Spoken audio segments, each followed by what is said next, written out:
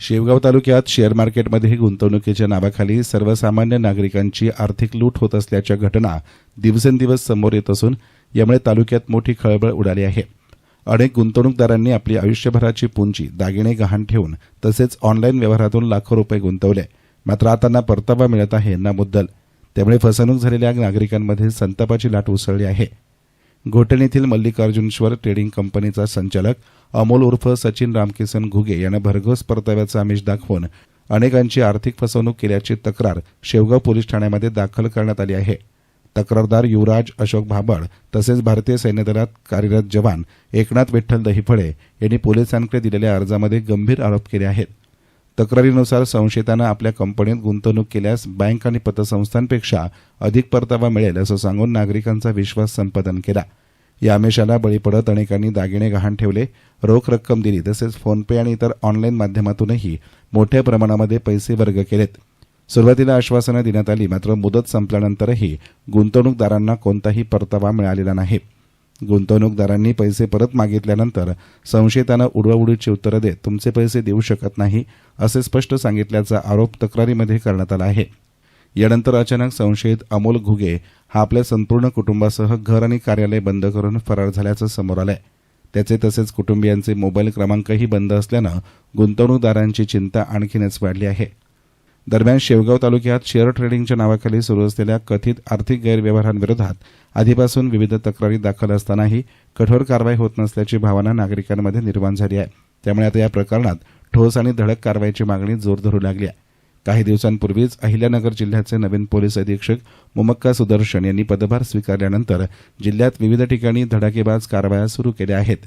त्यांच्या या कारवाईमुळे अनेकांचे धाबे दणाणले असताना आता शेवगाव तालुक्यातील या कथित शेअर मार्केट घोटाळ्याचाही छडा लावण्यात यावा अशी मागणी फसवणूकग्रस्त नागरिकांकडून होत आहे। या प्रकरणी संशयितांविरोधात बर्ड्स कायद्याअंतर्गत गुन्हा दाखल करून तातडीनं कारवाई करण्यात यावी तसेच गुंतवणूकदारांची अडकलेली रक्कम परत मिळवून द्यावी अशी मागणी तक्रारदारांनी केली आहे। पोलिसांकडून सध्या या प्रकरणाची कायदेशीर चौकशी सुरू असल्याचीही माहिती मिळत आहे।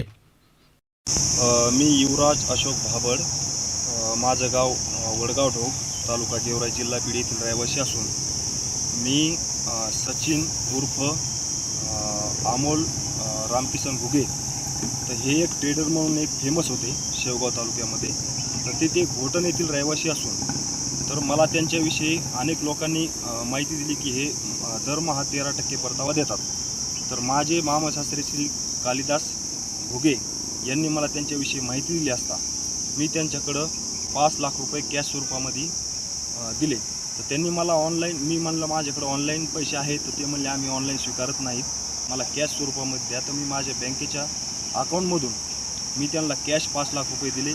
मला दरमहा 13% आमिष दाखवण्यात आलं। मी दुसऱ्या महिन्यामध्ये त्यांना फोन केला की माझं 13% तुम्ही दरमहा इन्कम दिलेलं नाही।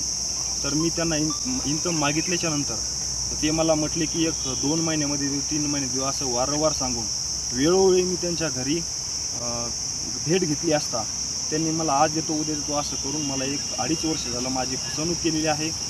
मी पोलीस स्टेशनकडं मी तक्रार करतो म्हणलं असता त्यांनी मला सांगितलं की बुवा तुम्हाला 1-2 महिन्यामध्ये देऊ।